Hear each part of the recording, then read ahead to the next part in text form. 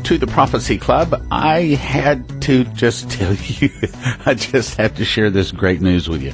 Okay, so here's what happened. It was Saturday night, and I'm running my lines, as I say, which means at this time I pulled out my book on Revelation, where I've written it all out, and this is part of memorizing it. But with a wonderful brain like I have to go back and, as I say, run my lines. In other words, to refresh my memory from time to time. So I was going through Revelation 19, and I had what I think is the biggest revelation of my life.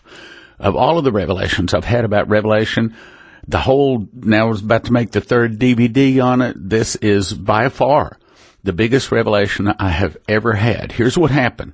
And I'm only going to tell you part of it, because you gotta get the DVD. It's going to be on the next DVD to get the whole story. So anyway. So I'm reading through Revelation. When I say I'm reading, I mean, I will quote through it, okay? I'm saying it. Leslie's in the other room. It's 10:15 at night, Saturday night. And so I say it in a whisper so that I don't bother her, because whether I say it loud or holler it or whisper it doesn't really make any difference, okay? I'm just making certain that I've got it in my heart. And I'm reading through Revelation 19. All of a sudden, boom, this revelation hits me. I see it. I see several things like in an instant that I'd never seen before. And so, I mean, I read through it. All of a sudden, oh, wow. So I get up. I walk into the bedroom. Leslie, okay, so let me, I got another revelation. I didn't realize at the time that this was the biggest revelation of my life at this time. It's still hitting me. So I said, I just had another revelation. I said, let me ask you a question. I said, I'm not going to give you three guesses, because it doesn't make any difference how many guesses I'm going to give you. You won't guess this one, but I'll give you one guess, and then I'll explain it to you. And I said, okay, here's the question. And I'm asking you out there in Radio Land here. Here's the question. When is Jesus anointed? Now, I'm not talking about anything in the past. This is a future event. This is the greatest anointing that Jesus will ever and has ever been given. This is the whole point of, yes, I know his birth, very important, and nothing's going to happen without the birth. Nothing's going to happen without the shedding of the blood of the cross. I understand all that. However, this... I think Jesus would say, I mean, it's all got to happen, okay? So there's the question. There's the first question. So when is Jesus anointed? Okay, here's the next question. When is Jesus anointed? And I'm not asking for a date on the calendar. I'm talking about what is it associated with. When is Jesus anointed? Second question, what is he anointed with? We typically anoint people with oil, but this is not what he's anointed with. When he's anointed, he is given two things. What are those two things? Then, who is there? And then what does he do? Those are big questions. I want to tell you. I want to go through. It's so awesome. But at the same time, I'm going to reserve it for the DVD. It's really big. Really big. Questions. When is Jesus anointed? This is an anointing he does not have yet. When is he anointed? What is he anointed with? What two objects is he given at the anointing? Then what does he do? So those are the questions. It's really big. Now let's go on over and continue listening to me talk on 12 revelations on Revelation. The title is Revelation on a Revelation, which, by the way, we're also throwing in my newest DVD, Kings and Priests, on that. So you actually get 3 discs for a gift of $40. Really good. Matter of fact, of the 35 DVDs I've made, I think Revelations on Revelation is by far my best DVD. You're going to and by the way, we're getting a lot of people saying, oh, this is really good stuff. So yeah. Go to prophecyclub.com and get it. And if you want to leave an extra donation, that would be very handy, because we really need it. Seems like the better Trump does, the worse our mailbox does. So let's go listen to Revelations on Revelation. So the requirements of the great city, Babylon, must have great merchants, great ships of the world, deep water port, buying the world's merchandise, fruits dainty and goodly, be able to reach and corrupt the world. All of that adds up to be Los Angeles, in my opinion. So the conclusion is Babylon is America, the great city, the Revelation, may be lost. The great city of Revelation may be Los Angeles. Now let's talk about how to spot the Antichrist early. 7 signs to spot the Antichrist early. First big question is, so why do I want to spot the Antichrist early? If you don't spot the Antichrist early, then you might find yourself getting caught and being forced to take the mark of the beast or to lose your head. I know maybe some of us might say, well, I'm prepared for that. But there might be a way to be able to spot him early and to avoid some of that. First of all, this is a drawing that I found on the internet, and according to Ron Wyatt, that's pretty much what the Ark of the Covenant looks like. That's another one of his drawings. This is someone that kind of used a computer-aided drawing, but the point is, I want you to see that it is a chair. It's a throne. It's a golden throne. That's very important. Also want you to see that it has 2 angels facing it, and then the back of the throne is the wings of the angel, so it's a big chair. Inside that is the 10 Commandments. That's the throne of God. I Googled Ark of the Covenant, as you can see, and most every one of them are not even close to being correct, because it is the throne of God on earth. And yet, as you can look at all those other various Ark of the Covenant drawings and people have designed up, who would want to sit on them? Not a chair. It's the throne of God. It's a chair. Everyone knows the easy way to spot the Antichrist. So let's talk about the easy way first. Matthew 24:15, when ye therefore, this is Jesus speaking, see the abomination of desolation. That's when the Antichrist goes in and sits on the Ark of the Covenant, proclaims himself God, stops animal sacrifice, and they set up an image. The image speaks and causes many who do not worship the beast should be killed. That's when everybody knows that's the Antichrist. When you see the abomination of desolation spoken of by Daniel the prophet stand in the holy place, let him that's in Judea flee to the mountains. And I believe that they flee 216 miles south down to the real Mount Sinai. On the way, the dragon cast water of his mouth after the woman, that he might cause the woman to be carried away of the flood, and the earth helped the woman. The earth opened up her mouth and swallowed up the flood, which the dragon cast out of his mouth. And the dragon was wroth with the woman and went to make war with the remnant of her seed. And we'll get to what that means here later. But the point is, when they see the Antichrist set on the Ark of the Covenant, that's the abomination of desolation. Anybody living in Jerusalem at that time needs to flee quickly straight south. 2 Thessalonians 2:11 confirms it. And it's talking about the day of the Lord, if you look at the yellow there. That day shall not come except there come a falling away first, and the man of sin, that's the Antichrist of the beast, the son of perdition, who opposeth and exalteth himself above all that is called God, or that is worshipped. Here it is, so that he as God sitteth, see, it's the throne of God, it's a chair, sitteth in the temple of God, showing himself that he is God. That's the abomination of desolation. When you see that, run. If you're in Jerusalem, run. But there's some early warnings. This is part of the revelations I saw. Sometimes when I was going through the scriptures, it's almost like I could see visions of what was happening. And it's like, while I wasn't seeing visions in my heart, I could know, I understood. I could see in the spirit, but I wasn't seeing a vision. I knew. And that's what I'm about to bring some of you. Matthew 24.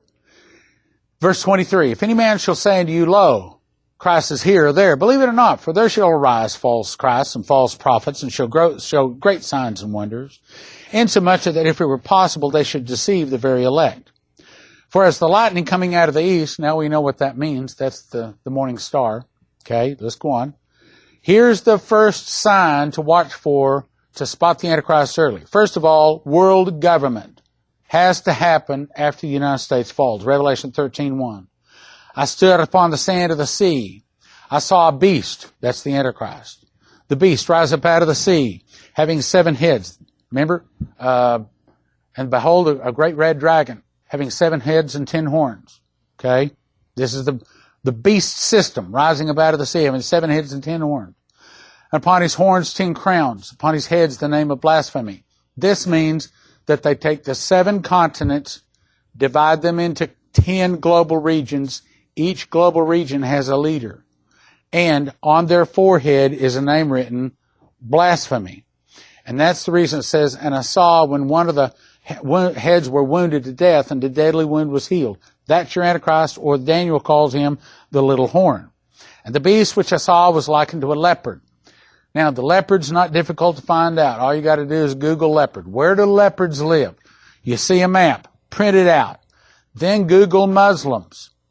Where do the Muslims primarily live? You see a map. Print it out. Overlay the maps, and guess what? They overlay almost perfectly. There's more details, but I'll skip it. The beast which I saw was likened to a leopard. I believe that's Muslims. And his feet were as the feet of a bear. That's Russia. And his mouth is the mouth of a lion. That's England. And the dragon gave him his power, seat, and great authority. This is a drawing of it. So if you see, the body is leopard, the feet of the bear. Heads of the lions with 10 crowns. I believe your world government. So the first sign to be able to spot the Antichrist, the first sign is watch for world government. The second sign is deadly wound healed. Now, you see in the middle of that slide, in blue, that word wondered. That's a really, really, really big, important word. It means that they're mesmerized, they're shocked, they're amazed, they're in love with this guy. Hang on, now let's go on. Revelation 13:3. And I saw one of his heads, meaning one of these 10 global region leaders, one of his heads, that's the little horn, okay? One of these heads would be wounded to death. So what do? Let's assume you're alive. America's fallen. Rising up out of the ashes of that is a new world order, a world government. I mean, that's what Trump is fighting against more than anything. A world government. They divide the 7 continents into 10 global regions. You're watching. One of those global leaders gets wounded. Somehow he dies. Bible says, one of the worship dragon, and I saw one of his heads as it were wounded to death. Now, does it say he's wounded in the head? No. Thank you. You got it correct. One of the 10 horns is wounded. Doesn't say he's wounded in the head, does it? He's just saying one of those 10 guys. When they form a world government, they take the 7 continents, divided into 10 global regions. One of these global region leaders, one of them, is going to be wounded, and he will die or appear to die, and all the world's going to be amazed. Who's likened to the beast? Who can make war with him? And they worship the beast. And we worship the dragon, which gave power to the beast, and they worship the beast, saying, who is likened to the beast? Who can make war with him? Again, he's not necessarily wounded in the head. If you're looking for someone to be a leader wounded in the head, you misread that. It's not what it's saying. One of the 10 global regions, one of those guys is wounded. He should die, and either he dies and comes back to life, or he should die and he doesn't. Probably he'll die and come back to life, simply because the Antichrist means in the place of Christ. So since Jesus died for 3.5 days, don't be a bit surprised to see this guy die for 3 days too. Okay, third sign, mouth speaking against Christ. Revelation 13:5, there was given unto him, the Antichrist, the beast, a mouth speaking great things and blasphemies. And power is given to him to continue 42 months. So he really starts standing up and speaking in the middle of the tribulation. So about 3.5 years after they form a world government, you're watching real close. And you see some guy, one of these 10 leader guys, he's wounded, either dies or appears to die, comes back to life. And when he comes back to life, all of a sudden, you see this guy speaking bad about the Bible, bad about Jesus, bad about the church, bad about the Old Testament prophets, the people of the Bible. Matthew, Mark, Luke, and John. He's saying, see, like right now, CNN hates Jesus. MSNBC, CNN, all those guys, they hate him. But they don't say anything bad about Jesus. I think God won't let them. But to this, what he's saying, and there was given unto him a mouth, and he is allowed to speak great things. That's not good things. In other words, big things. He's going to say, when you're spotting this guy, and he is saying bad things about the Bible, bad things about Jesus. I mean bad. Okay? Did I communicate that? Bad things. You say, there he is. There he is. Powers given him to continue 42 months, and he opened his mouth in blasphemy. That's a direct attack against God. Blasphemy God, to blaspheme his name, his tabernacle, and them that dwell in heaven. Now, who's the ones that dwell in heaven? That's like the Old Testament prophets, Matthew, Mark, Luke, and John. Okay, Jeremiah, all those guys. Jesus, all of that. All the good things in the Bible. He's going to be saying all kinds of bad things about him. Now, this is the part I don't like, and it was given to him to make war with the saints. It may be a military war, but what just happened? What was just given to him? A mouth speaking great things. He's saying that he is allowed to talk bad about Jesus, bad about the Bible, bad about Christianity and the churches, bad, bad, bad. That's the war. It was given him to make war with the saints and to overcome them. We don't get the victory. Now, how are we going to like that? How's the Christians going to like that? We're not going to like that at all. Matter of fact, what are we going to be tempted to do? You come against us Christians, what are we going to do? Come on. Sit there and look at me like you don't know what I'm talking about. I'm going to go for our shooting arms. But what does it say? He that leadeth into captivity shall go into captivity. He that killeth with the sword must be killed with the sword. Listen, listen, listen. Here is the patience and faith of the saints. It means don't fight against this new world order. Look, I don't even like saying that. I want to wash my mouth out when I say that. I don't like saying that. But I'm telling you, that's what it says. Now, we hadn't got the verse. I'm just quoting it, but we're going to get to the verse here in just a second. So he's given a mouth speaking all this bad stuff about Jesus, his tabernacle, them that dwell in heaven. And then it's given him to make war with the saints to overcome them. Look at this, look at this. And power was given him over some of the kin. All. What is all? All. Right there, it means all. All kindreds, tongues, and nations. And look at this, if you had any questions. And all that dwell upon the earth. How many? All that dwell upon the earth. I don't like this. Shall. You better be hearing this. Shall worship. All that dwell upon the earth shall worship him, whose names are not written in the book of life of the Lamb, slain from the foundation of the world. Now, at this time, after World War III is over, after 3.5 years of the tribulation, because this starts in the middle of the tribulation, power is given him to continue 42 months. This is in the middle of the tribulation. At this point, how many Christians are left? Answer, not many. But he's coming after what's left. You're going to see him. Matter of fact, Ken Peters in his very popular DVD, if you haven't got it, get it. Made, I think it was in the year 2000, told about a dream he had like 25 years before then. First, last, and only time he ever spoke about it, where he lived through the first 3.5 years of the tribulation till he got his head cut off. And there, he said he saw the Antichrist as a man with olive-colored skin, and he says he was beautiful. It's beautiful. People amazed with how just handsome. Powers given him by all kindreds, tongues, and nations, that all that dwell on the earth shall worship him, whose names are not written in the book of life, slain from the foundation of the world. When they see him, they're going to wonder. They're going to be amazed with this guy. He's going to be making war against the saints. He's going to be saying all kinds of bad things against you. Bad, bad, bad. The fourth sign is wonder. And I stood upon the sand of the sea. I saw a beast rise up out of the sea, having 7 heads, 10 horns. We read that. Beast was like unto a leopard. And I saw one of his heads that was wounded to death. We read that, and he's all deadly wounded. And the world wandered after the beast. Now, let's continue, because this big word wonder, unfortunately, it pops up in a lot of places. Here we're talking about the great whore. The kings of the earth committed fornication. The inhabitants of the earth have been drunk of the wine of her fornication. Revelation 17, verse 6, I saw the woman drunken with the blood of saints and with the blood of the martyrs of Jesus. When I saw her, I wondered. This is John, the Revelator. He's being shown into the future. He's being shown the woman or the church that is killing all of the Christians. When he sees her, he wondered. He's amazed with great admiration. He's mesmerized. The angel rebukes him. The angel said, Wherefore didst thou marvel? I will tell thee the mystery of the woman and the beast that carrieth her, which had 7 heads and 10 horns. He said, what are you doing? What are you being impressed? I saw the woman drunken with the blood of saints, with the blood of martyrs of Jesus. When I saw her, I wondered with great admiration. What are you doing wondering? I'm telling you, That's one of the things. Look, when you see this guy stand up, he's one of the 10 leaders. He's blaspheming Jesus. He's blaspheming the Bible. He's saying all kinds of bad things. And everybody's saying, man, this guy's got the answers. Have you seen him? And the women say, oh, he's so good looking. He's solving all of our problems. I'm telling you.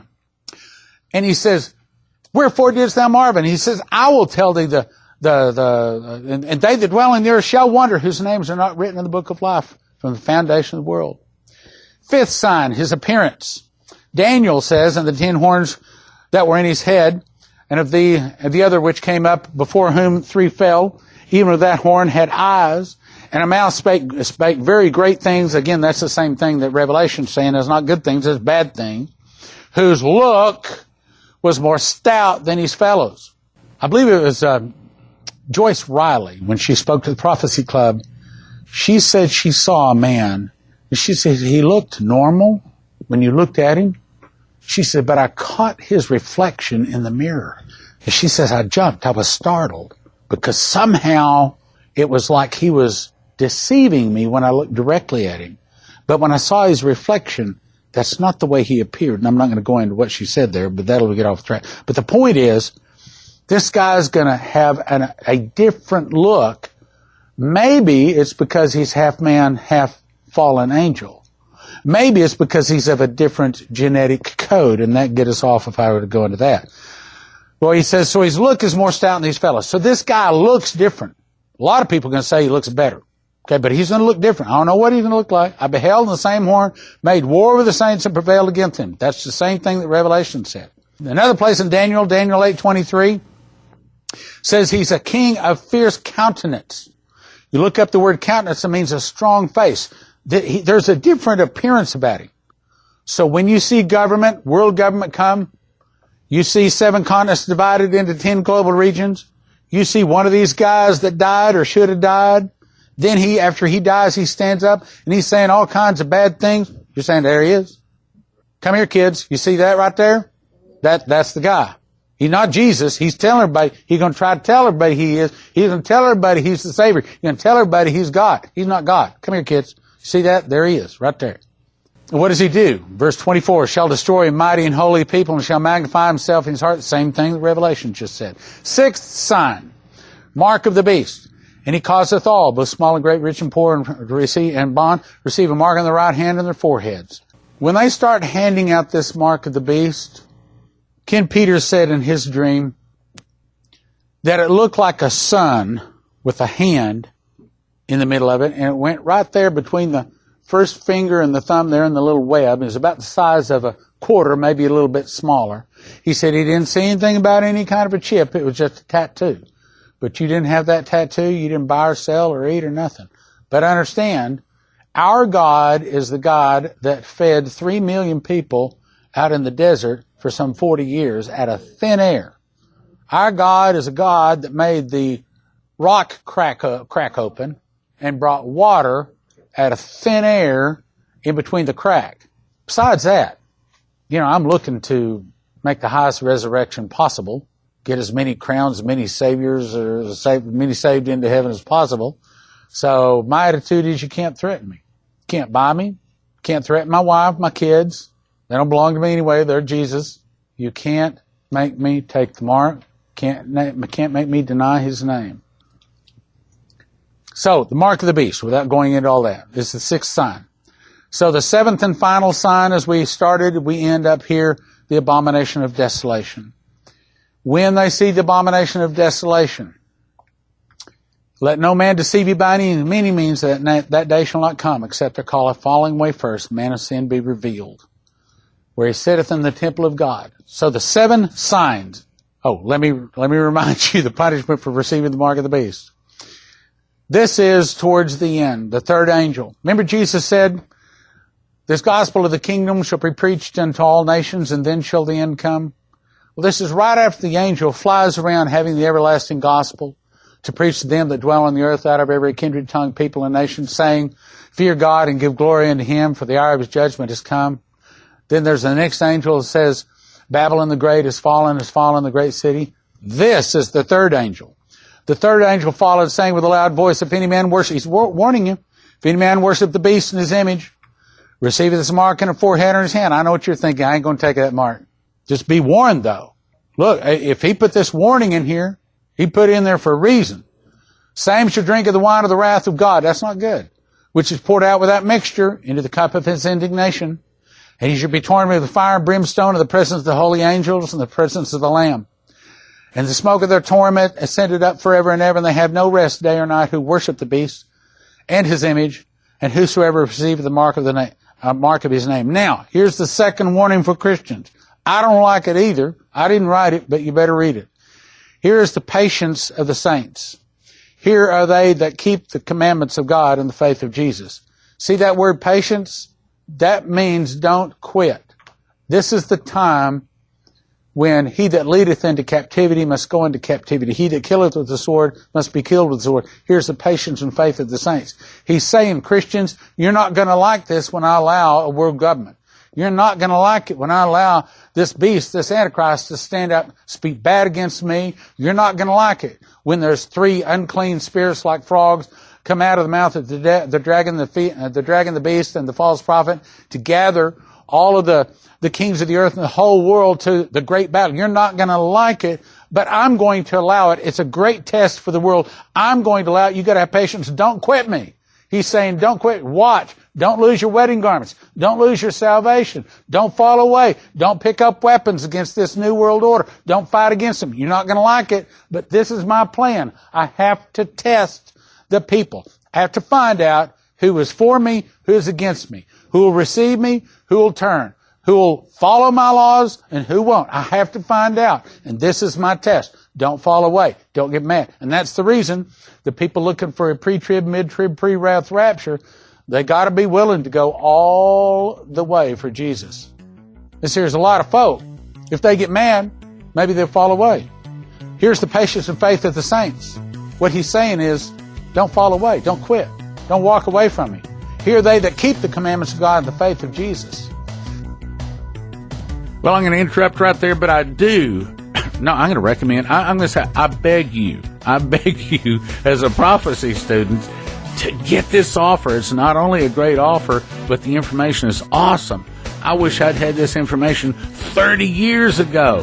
Revelations on Revelation and Kings and Priests, 3 DVDs, brand new, all for a gift of just $40, prophecyclub.com. Thank you for listening. Thank you for your prayers. And yes, we do need your gifts of support. God bless.